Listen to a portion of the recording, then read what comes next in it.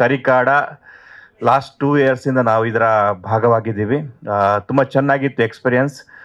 ನಾನು ಮೊದಲೇ ಹೇಳಿದಂಗೆ ಈ ಮೂವಿಯಲ್ಲಿ 2 ಶೇಡಲ್ಲಿ ಕಾಣಿಸ್ಕೊತಾ ಇದ್ದೀನಿ. ಎಲ್ಲ ಆ್ಯಕ್ಟ್ರಿಗೆ ಏನಾದರೂ ನಾವು ಮಾಡಬೇಕು, ಅಚೀವ್ ಮಾಡುವಂಥ ಕ್ಯಾರೆಕ್ಟರ್ ಸಿಗಬೇಕಂತ ನಾವು ಬಯಸ್ತಾ ಇರ್ತೀವಿ. ಆ ಥರದ ಒಂದು ಕ್ಯಾರೆಕ್ಟರ್ ವೆಂಕಟೇಶ್ ಅವರು ನನಗೆ ಕರೆದು ಕೊಟ್ಟಿದ್ದಾರೆ. ತುಂಬ ಚೆನ್ನಾಗಿದೆ. 2 ಶೇಡಲ್ಲಿ ಕಾಣಿಸ್ಕೊತಾ ಇದ್ದೀನಿ ನಾನು. ತುಂಬಾ ಅದ್ಭುತವಾಗಿದೆ.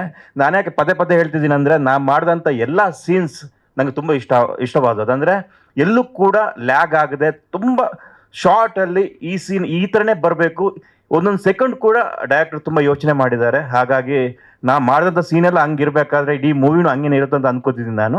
ಸೊ ಹಾಗಾಗಿ ಒಳ್ಳೇದಾಗಲಿ, ಗುಡ್ ಲಕ್ ಕರಿಕಾಡಕ್ಕೆ. ಕರಿಕಾಡ ಟ್ರೈಲರು ಎಲ್ಲರೂ ಹೇಳ್ದಂಗೆ ನಾನು ಫಸ್ಟ್ ಟೈಮೇ ಇವತ್ತು ನೋಡಿರೋದು. ತುಂಬ ಚೆನ್ನಾಗಿ ಬಂದಿದೆ. ಟೀಮು ನಟರಾಜ ಆ್ಯಂಡ್ ಟೀಮ್ ತುಂಬ ಎಫರ್ಟ್ಸ್ ಹಾಕಿ ಕಷ್ಟಪಟ್ಟು ಇಷ್ಟಪಟ್ಟು ಮಾಡಿದ್ದಾರೆ. ಯಾರೋ ಕ್ವೆಶನ್ ಕೇಳಿದ್ರು, ವಿಜಯ್ ಸರ್ ಯಾಕೆ ಟ್ರೈಲರಲ್ಲಿ ಇಲ್ಲ ಅಂತ. ಇಡೀ ಟ್ರೈಲರ್ ಮೂವಿಲಿ ಸಸ್ಪೆನ್ಸ್ ಮೇಂಟೈನ್ ಮಾಡಿದ್ದಾರೆ. ಅವ್ರು ಟ್ರೈಲರಲ್ಲಿ ಯಾಕೆ ಇಲ್ಲ ಅನ್ನೋದೇ ಅದೊಂದು ಸಸ್ಪೆನ್ಸು. ನೀವು ಮೂವಿ ಥಿಯೇಟ್ರಿಗೆ ಹೋಗಿ ನೋಡಿದ್ರೇ ಗೊತ್ತಾಗುತ್ತೆ. ಸೊ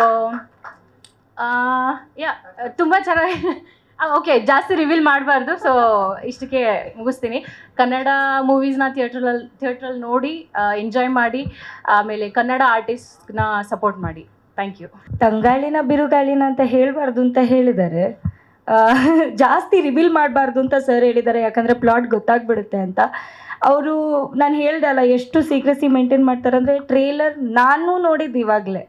ಸೊ ನಮಗೂ ಏನು ಬಿಟ್ಕೊಡಲ್ಲ ಸಿನಿಮಾದಲ್ಲಿ. ನನ್ನ ಪಾತ್ರ ಏನಿದೆ ನನಗೆ ಅಷ್ಟು ಗೊತ್ತು. ಆ್ಯಂಡ್ ಅದು ಬ್ಯೂಟಿಫುಲ್ಲಾಗಿ ಮೂಡ್ ಬಂದಿದೆ. ಸೊ ಈ ಸಿನಿಮಾನೂ ಅಷ್ಟೇ ಚೆನ್ನಾಗಿ ಬಂದಿದೆ. ಸೊ ನಾವು ಮಾತಾಡೋದೆಲ್ಲ ಮಾತಾಡಾಗಿದೆ, ಇನ್ನು ಸಿನಿಮಾ ಮಾತಾಡುತ್ತೆ 6ನೇ ತಾರೀಕು. ನೀವೆಲ್ಲರೂ ಹೋಗಿ ಥಿಯೇಟರಲ್ಲೇ ಸಿನಿಮಾ ನೋಡಿ ಅಂತ ಹೇಳ್ತಾ ಇದ್ದೀನಿ ಅಷ್ಟೆ.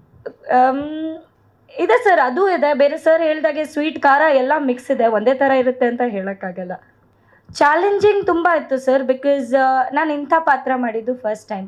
ಬಬ್ಲಿ, ಆಮೇಲೆ ನಾರ್ಮಲ್ ಹುಡುಗಿರು, ಗ್ಲ್ಯಾಮರ್ ಅದೆಲ್ಲ ಮಾಡಿದ್ದೀನಿ.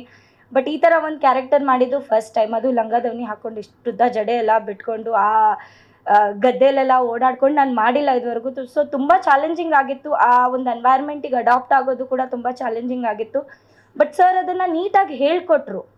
ಸೊ ಅದರಿಂದಾಗಿ ಸ್ವಲ್ಪ ಈಸಿ ಆಯಿತು. ಆ್ಯಂಡ್ ಟೀಮ್ ಕೂಡ ತುಂಬ ಚೆನ್ನಾಗಿದೆ. ಈಗ ಯಶನ್ ಆಗಿರಲಿ, ವಿಜಯ್ ಸರ್ ಆಗಿರಲಿ, ತುಂಬಾ ಫ್ರೆಂಡ್ಲಿ ಆಗಿದ್ದರು. ಮ್ಯಾನೇಜ್ ಮಾಡೋಕ್ಕೆ ತುಂಬ ಈಸಿ ಆಯಿತು.